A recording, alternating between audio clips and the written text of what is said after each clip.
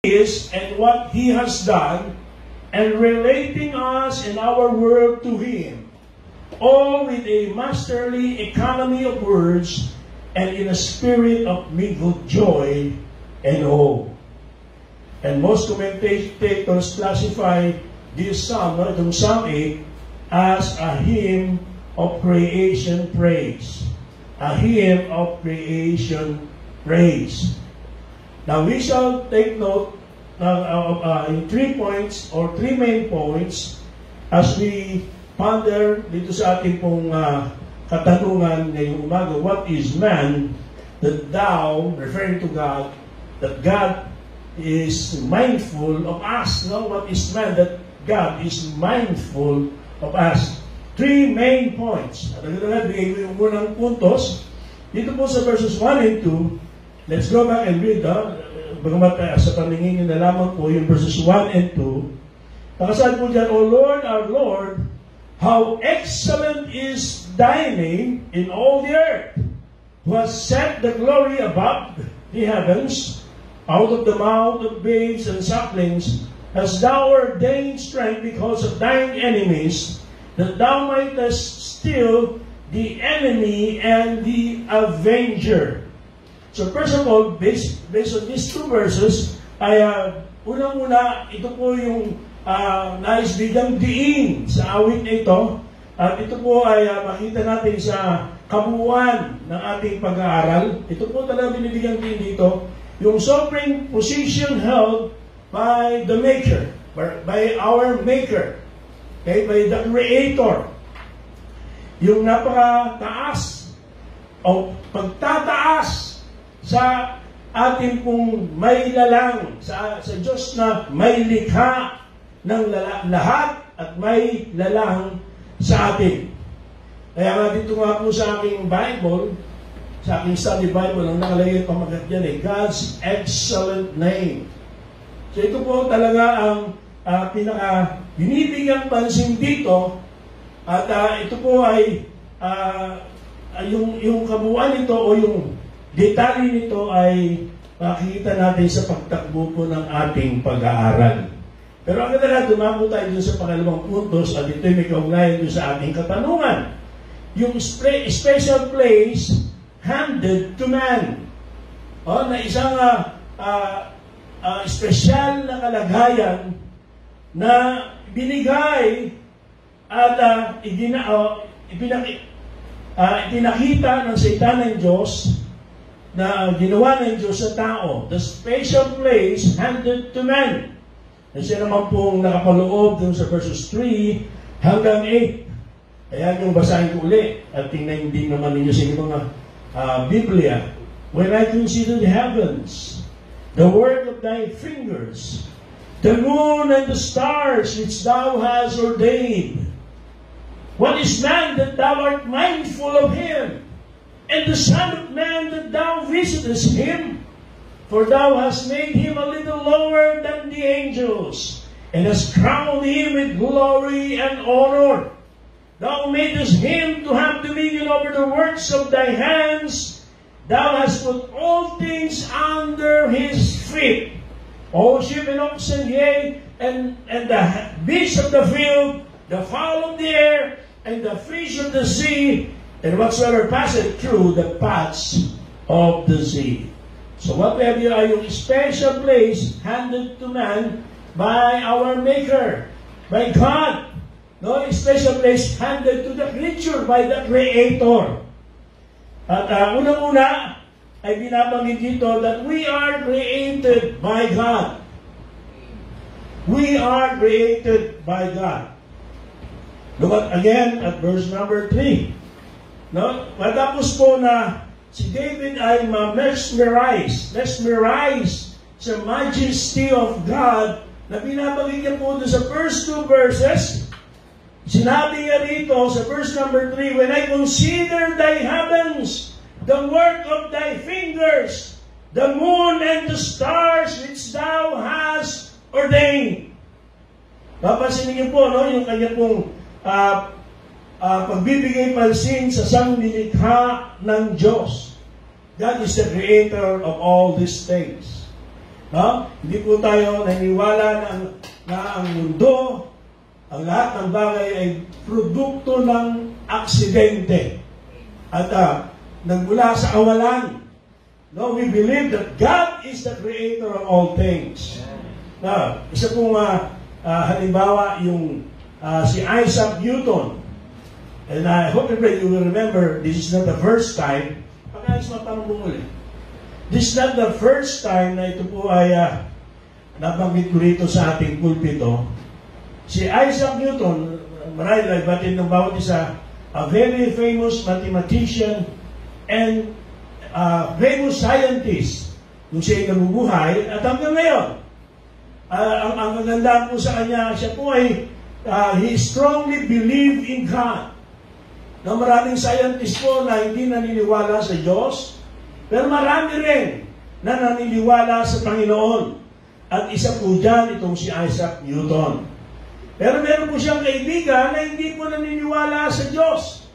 At lahat na ay ginawa ni Isaac Newton to convince him that to believe that God did exist. Pero hindi po pa rin makumbinsi itong kanyang atheist na kaibigan. Kaya isang araw ay nakaisip siya ng plano para makumbinsi itong kanyang kaibigan. Siya po ay nagpunta sa isang carpentry shop at kanya pong pinakiusapan at kinontrata yung manggagawa rito, nagawa ng modelo ng ating solar system. Gumawa po ng modelo ng solar system. And this model was to be made to scale, intricately painted, and designed to resemble, as closely as possible, yung actual solar system. And it took several weeks bago ito ay matapos, pero nung matapos na, ay kinuha na ni Isaac Newton yung modelo, binayaran, at nilagay niya sa sentro ng table sa kanyang bahay. At di katagalan, yung kanya pong atheist na kaibigan ay dumating para siya ay bisitahin. At agad-agad napansin ng kaibigan niyang di naniniwala sa Diyos itong model solar system na ito na kanyang pinagawa. At pinaka-obserbahan niya maigi, tinignan maigi, tinignan ng malapitan, at tuwang-tuwa siya. Dahil napakaganda ng pagkakagawa. Parang totoo na solar system yung pagkakagawa at pagkakadesign nito. Kung kaya, dahil na-impress siya, ay hindi niya naiwasang tanungin who had crafted this wonderful model. Sino gumawa nito? Sabi niya kay Isaac Newton. Sabi ni Isaac Newton, wala. Bigla na lang yung sumulpot niya sa ibabaw ng mesa ko. Kaya parang nagulat siya sa sagot. Hindi niya inaasahan. May pa manakala yung nagbibiro, sabi niya, hindi, seriously, sino gumawa niyan? Yan ang pag nasagot ni Isaac Newton. Wala, bigla na lang lumitaw yan, mula sa kawalan. At nagulat na lang ako at nandiyan na yan. So hindi pa rin niya nakukuha kung ano yung intensyon ni Isaac Newton sa ganung pahayag. At actually, medyo nasuya siya, nainis siya. Sa uli, sinabi niya, hindi ako naniniwala na bigla na lang lumitaw yan sa ibabaw ng mesa mo nung walang gumagawa niyan. At dahil doon ay nakakuha na ng pagkakataon si Isaac Newton para ipahayag sa kanya yung kanyang nais ituro sa kanyang kaibigan. Sabi niya, kung hindi kita makumbinsi na walang guwa ng crude replica lamang ng solar system, na yan ay biglang lumitaw lang yan sa aksidente, paano hindi mo mapaniwalaan na ang tunay na solar system with all its complexity and design ay bigla na lang din lumitaw by chance and by accident. So ang puntos po ay napag-aralan natin sa Bible School yan. Karamihan naman sa atin ay daan sa ating Bible School. Napag-aralan na rin natin sa ating Sunday School nung tayo po ay nag-aaral ng theology. At yan ay napag-aralan natin that design always demands a designer. Creation always requires a creator. So, ang mundo po at ang lahat ng bagay na narito, ang kalawakan, Lahat po ay bunga po ng mga pangyarihan at matalinong paglikha ng Diyos. All things are created by God. Okay? At sabi nga sa Psalm 19 verse number 1, pakipigit po nyo mabilis, sa inyo lang ng marker ng ating teksto. Ang sabi po dyan, the heavens declare the glory of God, and the firmament showeth His handiwork. Yung pong fingerprints of God are everywhere. And David here, brothers and sisters, specifically mentions, for example, yung moon and the stars. Okay? The moon, alam natin, provides us with the light at night. Makita po natin sa Genesis chapter number 1, verse number 16, kung saan sinasabi ng Bible, Genesis 1:16, and God made two great lights, the greater light to rule the day, referring to the sun, and the lesser light to rule the night, referring to the moon. And he also, dito rin po yung binabanggit ni David about the stars, God made the stars also. So ito po yung special na binanggit ni David dito sa ating teksto. Okay, sa Psalm 8:3. At bakit po? Napakahalaga. Una, the moon also causes our oceans to rise and fall. Dito po nakabata yung high tide o low tide. Yeah? At yung high tide at low tide niyan, ibig sabihin, yan din po yung agos ng tubig ng karagatan. Totoo na factor din yung hangin, pero yung agos na idudulot ng hangin ay sa ibabaw lamang pag pinag-aralan po natin, di man tayo eksperto dyan, pero batay sa mabasa natin, yung agos ng dagat ay meron din sa ilalim ng dagat mismo. At bago pa nga matuklasan ng scientific yan, ng science, pinahayag din ni David yan sa kanyang mga awit na meron ding path na dinadaluyan, may agos din na nangyayari sa ilalim ng karagatan. At yan ay, sa pag-aaral ng science, ay dulot po ng buwan. Ang buwan po ang naging dahilan para nangyayari po ang mga bagay na yan because of its gravitational pull on the earth. Okay? That cause the oceans to circulate. Yan po yan. At ito pong movement ito ay nakakatulong hindi lamang para malinis ang karagatan, hindi para ito po ay maka-absorb ng oxygen. Yung oxygen naman po, yan po ay kailangan ng oceans to support life. Yung marami ng, di ba, mga nilalang na may buhay, nilikha ng Diyos dyan sa karagatan. Yung pong pagdaloy na yan, yung waves na yan, yung tides na yan, yan po ay kailangan para makapagbigay po ng oxygen at masuportan po ang buhay ng mga nilalang sa karagatan. The work of God's fingers is evidenced by our perfect moon. Kung ang buwan po ay mas malaki ng konti sa kanyang size ngayon, it would cause dangerous tidal waves and earthquakes. And therefore, hindi lamang madadamage ang mundo, kundi maraming buhay o walang mabubuhay sa mundo. Kung ang moon naman ay nagkataon mas maliit sa kanyang size ngayon, the oceans would become stagnant and unable to support life.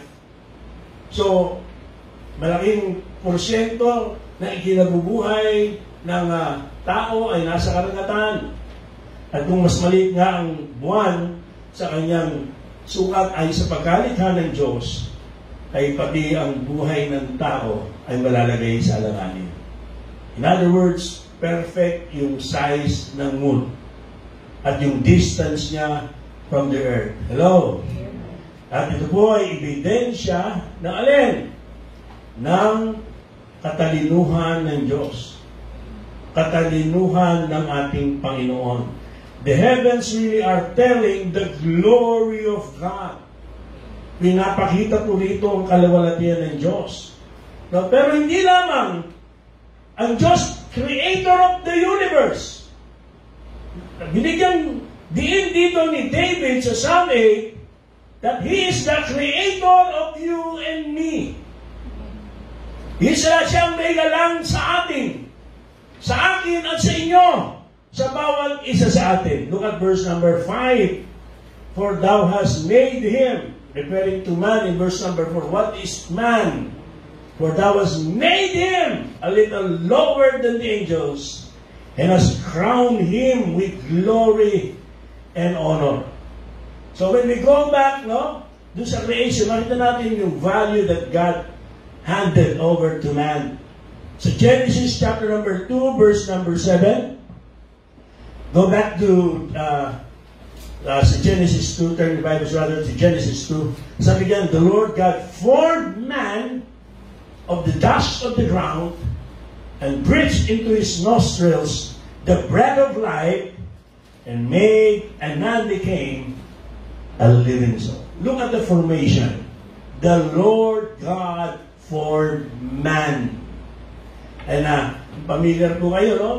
Lahat ng bagay, sinabi ng Diyos. At they existed by God's just saying them to exist. Let there be light. Let there be, di ba? Yung firmaments, they separate above this thing and that thing, etc., etc. Pero familiar with that in chapter number 1 of Genesis. Lahat, they existed sa pagsabi lamang ng Panginoon. But when it comes to man, sabi ng Bible, that He formed man with His own hands. Of course, alam natin ang kamay ng Diyos ay hindi gaya ng kamay natin. Alam natin ang tawag doon ay anthropomorphic expression lamang.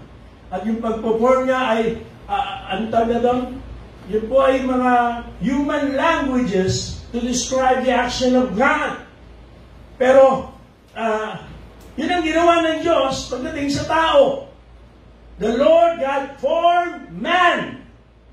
And look at the formula that God used in forming man. He formed man of the dust of the ground. Noon po ay na-assign bilang Sunday School Children's Department Superintendent sa GMA at ang gumagawa ng lesson. Nasa I prepared the lesson, ang ginagamit ko ay Matthew Henry. I still remember, sabi ni Matthew Henry, that when God formed man, He formed him outside the Garden of Eden. Not inside the Garden of Eden. He formed him out of a common dust of the ground. Hindi diamond dust, not gold dust, not even brass na dust or silver dust, but of a common dust. Kaya at nang nilikha ng Diyos ang tao ay tapos na lahat ng bagay. Okay? Unang-una, bilang pinakamataas na nilalang ng Diyos sa kanyang siyang nilikha. He is the masterpiece of God. Kaya siya yung nasa pinaka-finale. Nilalang siya panghuli upang ang tao ay mag-angking na siya ay may bahagi sa paglikha ng Diyos sa lahat ng bagay. Ginawa tayo mula sa karaniwang alabok upang wala tayong ipagmalaki. At upang makita natin ang kapangyarihan ng Diyos. See here the formula that God used in creating man. At pinagtibay po yan ng Biblia in Genesis 3:19. Mabilis sa pagpihit. Genesis 3:19. In the sweat of thy face shalt thou eat bread till thou return unto the ground, for out of it was thou taken. For dust thou art, and unto dust shalt thou return. So hindi tayo galing sa unggoy.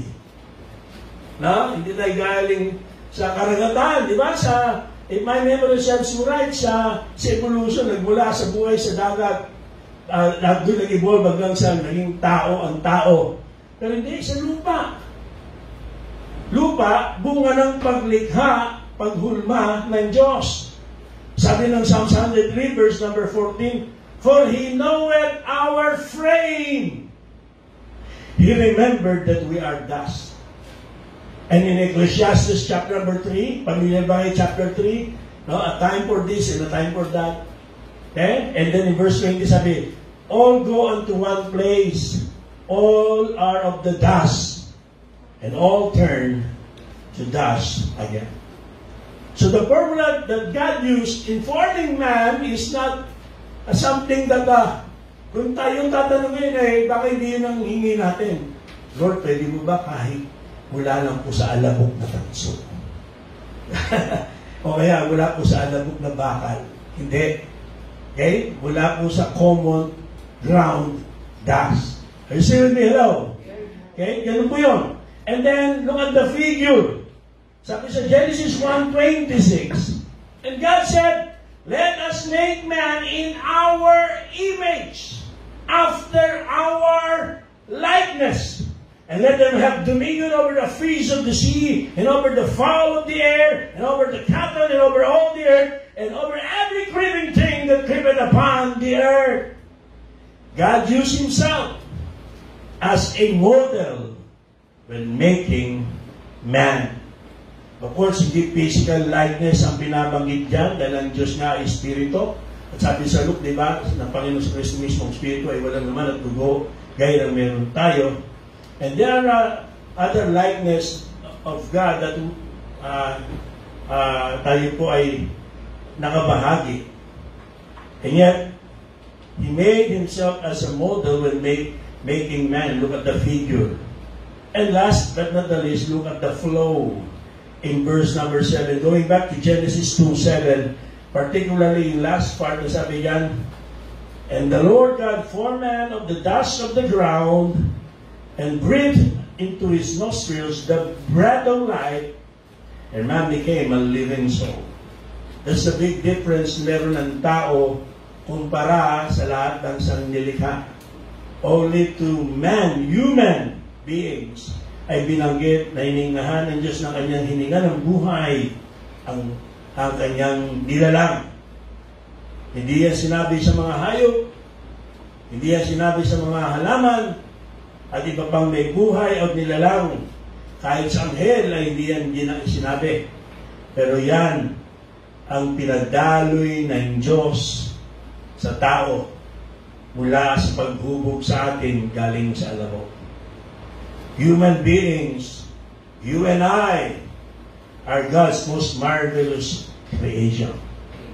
At ito ang pagkatapos na pagbulayan ni David ang majesty of our God. He can't help but wonder why God gave a special place to us, to man. No? The God of the universe bothered to create us. At ito po ay nagpapatuloy lamang na tayo ay mahalaga para sa Kanya. How valuable we can become, especially when we live our life for Him. Ang ating halaga ay lalong mapapagtibay kung ang buhay na ito na pahiram ng Diyos ay ibubuhay natin para sa Kanya. At ayon sa Kanyang kalooban. Mga kapatid, muli natin mapagtibayin that we are not an accident. No, we are not the fluke of nature or a byproduct of irresponsible parents. We were handmade by our God Himself. And God prescribed every single detail of our body. He deliberately chose our race, the color of our skin, our hair, and every other feature. Kung nilikha ka ng Diyos na lalaki, yun ang gusto ng Diyos para sa'yo. Huwag mong babaguhin yan. Ha? Because He custom-made us the way He wanted us to be. At ano doon po yung purpose. No? Mayroon na palog na purpose sa pagkalika sa atin. Bakit hindi tayo sa Amerika pinanganak? Bakit hindi tayo pinanganak sa Africa? Bakit ganito ang ating balat? Bakit ikaw ay lalaki, babae? Bakit ganyan ang iyong buhok? Bakit ganyan ang ating itsura? Wala hong aksidente. We are fearfully and wonderfully created by God. Eh, sa tingin ng tao, maaaring iba. Sa tingin ng tao, maaaring pangit ka, mas maganda yung iba. But in the eyes of God, He custom-made us the way He wanted us. But our value, listen, our value and God's majesty don't stop at creation. No? Nakita natin yung halaga natin sa paglalang ng Diyos kumpara sa paglikha niya sa ibang bagay. Pero hindi po doon nagtatapos yun. Pati ang kaluwalhatian ng Diyos, ang karangalan ng Diyos. Ito po sa ating binagbubulayang ay sa verse number 4, ating teksto, bigyan kasi niyo po yung expression of wonder ni David sa special place treatment ng Diyos sa tao. Sabi niya, what is man that thou art mindful of him, and the Son of Man that thou visitest him. Not only that we are created by God, we are most especially cared for by our God. We are cared for by God. Lalo pa ngayon sa panahon natin ito, nung sinulat ito ni David, wala pa naman mga high-tech na technology para makita ang earth mula sa kalawakan, ang earth mula sa buwan, at ang ibang mga constellations, sa ibang mga planets, at yung malalayong lugar sa kalawakan. Wala pa hong technology gano'n. Sa inyong naked eye, as he go outside and look at the heavens and see all those stars, the beauty of the moon. Of course, sa umaga, siguro nakita niya rin yung pag-rise ng sun in the morning at yung pag-set ng sun in the evening. Yun ay sapat na para siya ay mamangha. At naisip niya, sino ako para bigyan ng pahalaga ng Diyos kumpara sa maraming higit na dakila kung tutuusin kaysa sa akin. Pero lalo na ngayon, dahil may mga technology na tayo, nakita na yung ganda ng kalawakan, nakita na itsura ng earth na hindi pala ito flat at square. Bagamat meron pa rin naniniwala, flat pa rin ang earth para sa kanila. Yet, no? Yung ating pong panahon, our knowledge of light years and the riches of outer space gives us even more reason to ask, what is man that thou art mindful of him?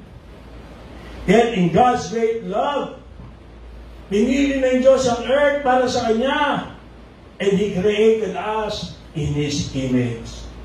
God is mindful of us, and He does care for us. Bakit ginawa ng Diyos ang lahat ng ito?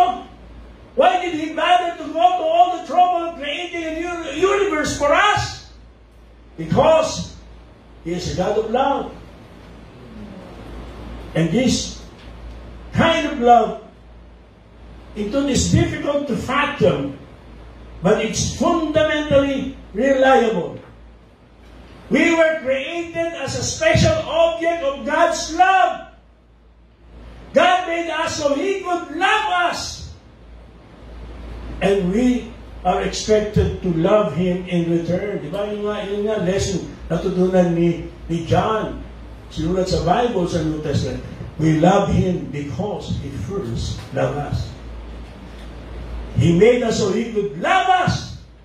And by realizing and appreciating His love, we will love Him in return. And this is a truth to build our life on. Dapat, no, na ito ay, ito yun.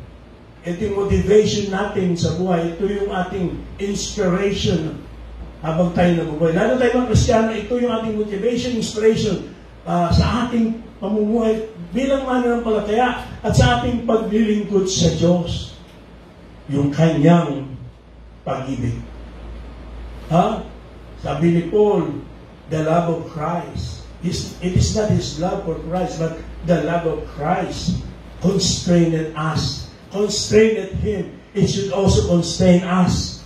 The love of Christ Why?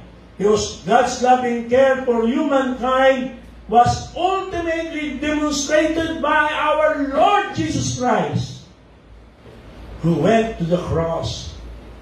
Nung siya po'y dinadakip, di ba, sa Garden of Gethsemane, sabi po ng Bible, he could have called 12 legions of angels, 10,000 angels, or even 12 legions of angels to protect him. But he didn't do that. He had the power to run away from the interrogations of the Jewish council. Ilang beses na may pinapakita sa Bible, nakuha niyo ba yung significance nun? Na gusto siyang kunin ng mga tao para ilunglong sa trono, pero bigla siyang nawawala. He can do that. And he could have done that nung siya dinadakip para parusahan. Pero hindi niya ginawang gayon. Jesus chose not to do so. Instead, he chose to endure ridicule, physical and mental torture. He chose the nails. He chose the shameful, most embarrassing, most humiliating, the brutal death on the cross. And as our mind's eye catches a glimpse of Calvary, okay, wala naman ako binigyan instruction, pero okay na rin yun, about the blood that was shed. Not only there's power in the blood, but it reminded us of His great love for us. In that while we were yet sinners, Christ died for us. No? For God so loved the world that He gave His only begotten Son, that whosoever believeth in Him should not perish, but have everlasting life. See the great cause at which our salvation came. And we see the vast love of God manifested on an old rugged cross. Aranino, for an insignificant as humanity na katulad natin, as insignificant as humanity may seem in relation to the whole of the created universe, it was still for humankind that Jesus went to the cross. He didn't die for the fallen angels. Are you still with me? He didn't die to save the rainforest. He didn't die to save the humpback whale. He didn't die to protect the spotted owl on the brink of extinctions. The God of the universe has but one Son, and that Son died to save you and me. Amen. And if that doesn't tell how much you are worth to God, then nothing ever will. Well, have you noticed that before we came into the world, He made it already inhabitable? Before we need salvation, He already made it possible. Have you noticed that before we needed instruction and guidance, He already wrote the Bible? Because the Bible was published in heaven before it eventually published here on earth. The word is established in heaven, sabi ng Bible. Even before we walk through the valley of the shadow of death, you know what? He already offers eternal life for each and every one of us. And even before we entered into eternity, He long before opened the gates of heaven, the gates to heaven, for those who are redeemed by Christ with His precious blood. We are cared for by our God. Even sa panahon na ito, we are cared for. And yet, there's still one more marvelous truth revealed here concerning God's majesty and God-given dignity to man. Not only that we are created by God, not only that we are cared for by our God, we are crowned by God. David tells us that we are crowned by God. Look at verses 5 to 8. There's the last part of verse number 5, but allow me to read the 7 verses. For thou hast made him a little lower than the angels, and hast crowned him with glory and honor.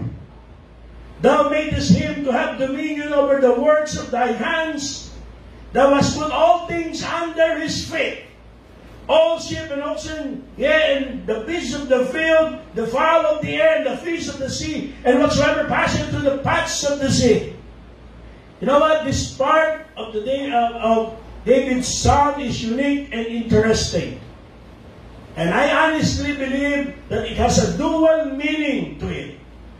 So, ang Hebrew poetry, ito po yung Hebrew poetry, malimit po, o karamihan sa mga Hebrew poetry ay lagi pong merong dual meanings. At isa na po itong ating pinagbubulayang awit. On one level, si David po ay tumutukoy pabalik dun sa Genesis. When God crowned Adam and Eve, and by extension all of humanity, placing them over all creation.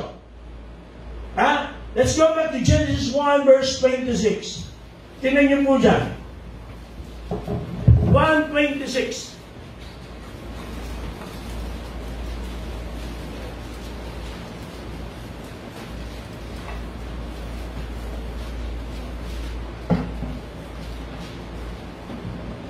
Ano po sabi? And God said, let us make man in our image, after our likeness. And take notice now, and let them have dominion over the fish of the sea, and over the fowl of the air, and over the cattle, and over all the earth, and over every creeping thing that creepeth upon the earth. You know, ang sabi ng Bible, God gave us human beings a level of power and authority na hindi niya binigay sa ibang mga nilalang niya sa mundong ito. Not even to angels. It was given. He's given us authority and responsibility for the world we live in. Our environment and all of the creatures, large and small, with which we share our world. No, yan po yung unang-unang binabanggit dyan na crown that God gave to humanity. Alam, hindi naintindihan yung English version eh. Di man lang sana nagtangka magtanong, ano ba yung sabihin ng dominion? Kaya ginawa ng tawag yun, tinumihan. Let them have dominion over the fish of the sea. Dinumihan ang dagat. Dominion over the fowl of the air, pinulusyonan ang kalamidad. And over the cattle, kinalbo ang kabundukan, sinira ang kalupaan. Sad to say. But beyond that, yung talagang binabanggit dito, no? This verse also speaks to our intrinsic worth as human beings. Hindi lamang po binibigay dito yung crown by placing us over placing all over us rather. Hindi binabanggit dito yung intrinsic worth ng tao sa lahat ng nilikha ng Panginoon, from microscopic amoebas to the megaton Apatosaurus. Tanging ang tao lamang ang nilikha ng Diyos ayon sa kanyang wangis at sa kanyang larawan. Di ba? Sabi naman yun? Only human beings were created in God's image. You know why? Because ito pong psalm na to, kung titingnan nyo, kung sa Bible nyo kahit siguro sa ordinary Bible, regular Bible, nakalagay dyan to the chief musician. Pag binabasa nyo po yung chief musician, ano po yan? That's a messianic psalm. Messianic psalm yan. This psalm is messianic in nature. Patungkol po sa Mesias yan. Sa time nila, inantay nilang pagdating ng Mesias. Sa time natin patungkol kay Jesus Christ yan, who is the Messiah. Okay? The Anointed One. So si David po rito, is not only speaking about man's authority over creation in general, but specifically about the Son of Man's authority over all the earth. That Son of Man is none other than our Lord Jesus Christ. Nilinaw po yan sa Hebrews. Na pinapaniwala natin si Apostle Paul din ang author. Sinabi po sa atin ng Hebrews that even though God gave us dominion and authority over the earth, pero dahil nahulog sa kasalanan ng tao, hindi natin nakita ang tao sa kanyang pagiging responsable and actually ruling over all the earth as God intended. But look at Hebrews chapter 2, please. Come on. This is important. Hebrews 2 verse number 9. Ano po sinasabi diyan? But we see Jesus, who was made a little lower than the angels for the suffering of death, crowned with glory and honor. It sounds familiar, di ba? This verse sounds familiar. No? It's not your voice, your face sounds familiar. It's this verse. It sounds familiar. It sounds the same. Doon po sa ating pinag-aaralang talata. In verse 9, for thou hast made him a little lower than angels, and has crowned him with glory and honor. Psalm 8:5. Anong sabi ng writer ng Hebrews? Hebrews 2:9. We see Jesus, who was made a little lower than the angels for the suffering of death, crowned with glory and honor, that he, by the grace of God, should taste death for every man. So ito pong awit na ating pinag-aaralan, ito pong verse na to, verse number 5, not only looks back toward creation, hindi na binabalik tayo dun sa nangyari sa creation, but it looks forward toward the coming, the first advent, the incarnation of our Lord Jesus Christ, who was made a little lower than the angels. Even though he's equal with God, he thought it not robbery. Huh?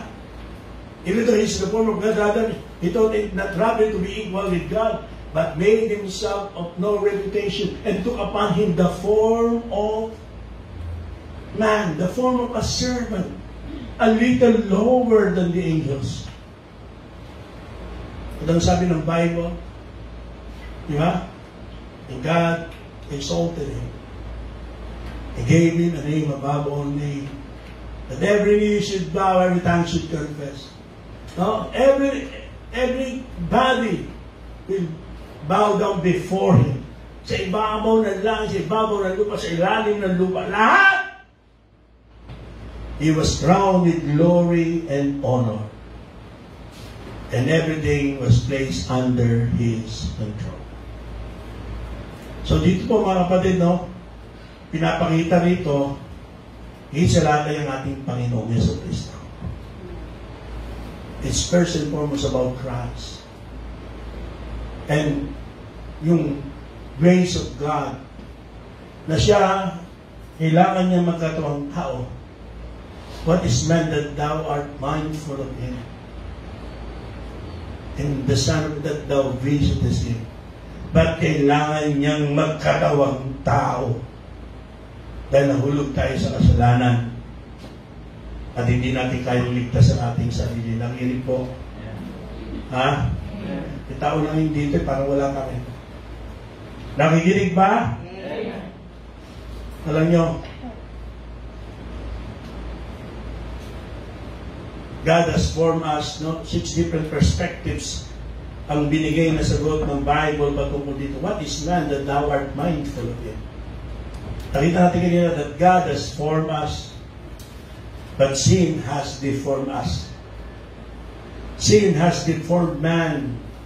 Wherefore by one man sin entered into the world, and death by sin, so that death pass upon all men, for that all have sinned. Romans 5:12. All have sinned and come short of the glory of God. Religion has tried to reform us, but failed to do so. Education has informed us, but then it was not able to save us.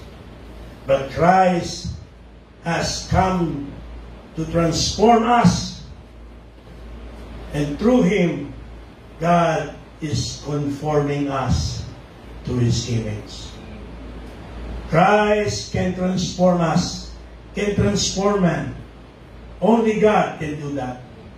And God will continue His work to conform us to the very image of our Lord Jesus Christ. So in Christ, we recover majesty. In Him, we become the people that God wants us to be. And let me now close the message. Take a look at verse number 9, the last verse ng Psalm. Pagkatapos niyang makita kadakilaan ng Diyos sa pamamagitan ng dakilang paglikha ng Diyos sa lahat ng bagay, at hindi niya maiwasan isipin, what is man? Yung special na paggawa ng Diyos sa tao, at yung pagiging special ng tao, that He even gave His only begotten Son to save us nung mahulog sa kasalanan ng tao. Paano niya tinapos yung awit? O Lord, our Lord, how excellent is Thy name in all the earth. The song of praise for His majesty. We see that man is divinely prepared, Genesis 1, 26-27, that man is divinely positioned. We have that in verse number 6. Thou madest him to have dominion. Sabi rito sa Psalm 8:6, di ba? To have dominion over the works of thy hands. Thou hast put all things under his feet. Genesis 1:26, nandiyan din yan. That man has a divine provision. All of creation dies and goes back to the earth. But man is given a divine provision. That death is not the end. That death is gain. Diba? Precious is in the sight of the Lord is the death of His saints. Ang sabi doon sa Revelation, blessed are they who die in the Lord. Death is not the end for the believers. Kung mananampalataya ka, ang kamatayan ay hindi ang katapusan. Yan ay umpisa ng isang walang hanggang buhay. Walang hanggang kapayapaan sa piling ng Diyos sa kalangitan. But if you're not saved, kung meron man nakakapakinig na hindi ligtas, then death still is not the end. It is only the beginning of eternal suffering. There will be no hope. Wala nang pag-asa sa kabila ng kamatayan. Ang kamatayan sa iyo ay mangangahulugan ng walang hanggang paghihirap at pagdurusa sa impyerno. Hindi na dapat yan because God already provided a salvation. He sent His Son to be our Savior. Pero kung mas pipiliin mo yung kasalanan, mas pipiliin mo yung reliyon, mas pipiliin mo yung takot at hiya sa tao, kaysa aminin mo makasalanan ka at sa palagayanan mo si Kristo at iyong pagtiwala ng ginawa niyang katubusan, wala kang excuse before God. You will spend your eternity in hell. God was so mindful of man, He stepped out of heaven's glory in the person of His only begotten Son and died on the cross to save us. Tapos tatanggihan mo. Ayaw mong iwanan ng kasalanan mo, ayaw mong iwanan ng religion mo, ayaw mong iwanan ng barkada mo, ayaw mong pagtawanan ka. Takot ka sa sabihin ng tao, pero hindi ka takot sa Diyos. At pag namatay ka, gusto mo punta ka sa langit, you're being deceived by the devil. There was no other way. You see? Kaya habang ikaw ay buhay, you can still be saved. You can still be saved. Put your trust and faith to Jesus Christ. Ask Him to save your soul. Come to Him, admit that you're a sinner, and ipahayag mo, nagtitiwala ko na kayo po ang tanging makapagliligtas sa akin. Ngayon, ikaw ay saved. Anong leksyon ang pwede nating makita rito? After ma-realize natin of what God has done for us. Tama ba na patuloy tayong mamuhay sa kasalanan? Kailangan pa ba tayong pilitin na sumamba sa Kanya? Kailangan bang tayo ay magmakaawa pa ang Diyos para paglingkuran natin siya? No! Ito yung tamang reaksyon. Pagkatapos mamangha si David sa kadakilaan ng Diyos at makita niya ang kabutihan ng Diyos sa kanya. Ano po ang dinulot ito? Pagpupuri, pagsamba sa kadakilaan ng Diyos. And that's what the Bible says. Man has a divine purpose. Man has a divine purpose. And what is that? Revelation 4:11. Look at your Bibles. Revelation 4:11. Ang sabi diyan, Thou art worthy, O Lord, to receive glory and honor and power, for Thou hast created all things, and for Thy pleasure they are and were created. Listen to me. I want you to put this, no? While all of creation, sabi ng Psalms 19:1, di ba? All of creation declares God's glory. Lahat yan eh. Listen, only humanity can reflect God's glory. Only humanity can truly reflect the glory of God. Since God is God and has been mindful of men. So, anong natural na respond natin dyan? Man should naturally praise the Maker, the Creator. Our benefits from the Lord are many, countless. Let's be quick to thank God for His greatness. Hindi na kailangan pa tayo na, uy, naku, may Thanksgiving pala. Nagte-Thanksgiving ba ako? Uy, naku, may pagsamba pala. Sasamba ba ako? Uy, naku, mayroong pagtanggap na pagpapala pala. Magta-thanks ba ako? Uy, may prayer request pala. Magsusulat ba ako? Uy, may in-person na pala. Dadalo ba ako?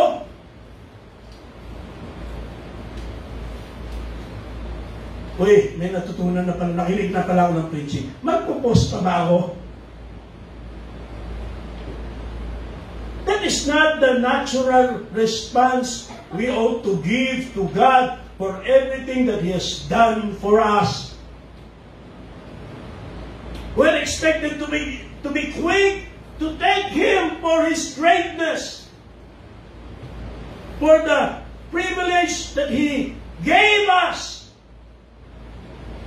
And let us not stop thanking Him. Let us never stop praising Him. Let us never stop worshiping and serving Him. In everything, give thanks to Him.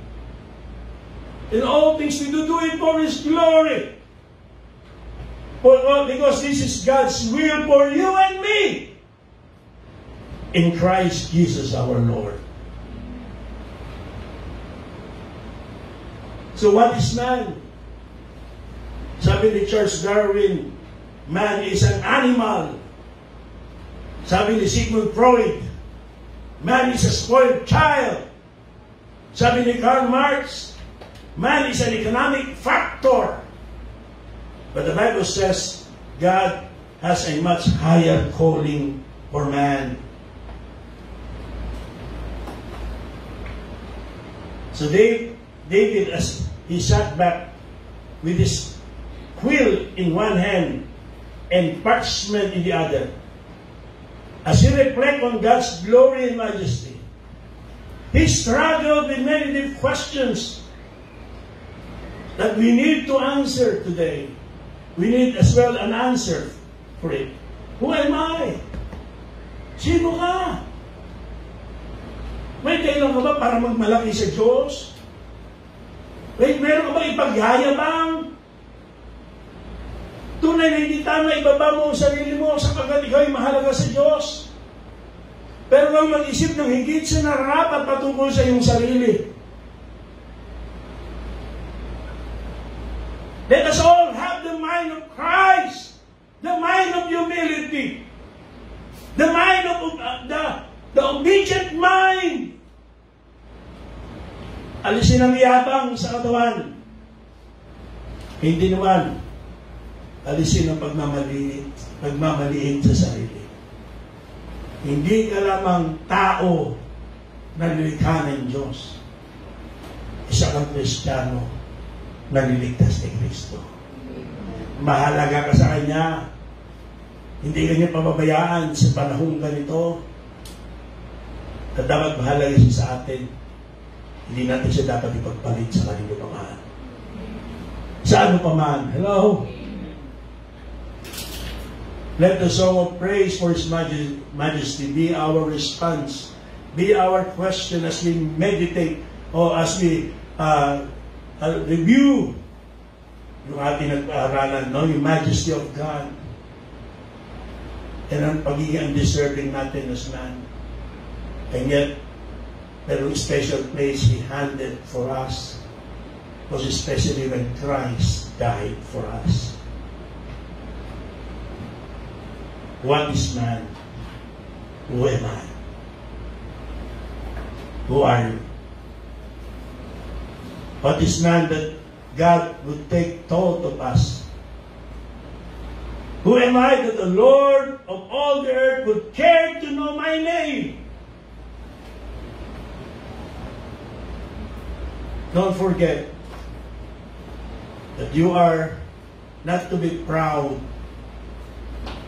but we are to be thankful for what God has done for us. Ito sa ito. Tayo lahat tayo tumayo. Tayo po lahat tayo tumayo. O manaming Diyos,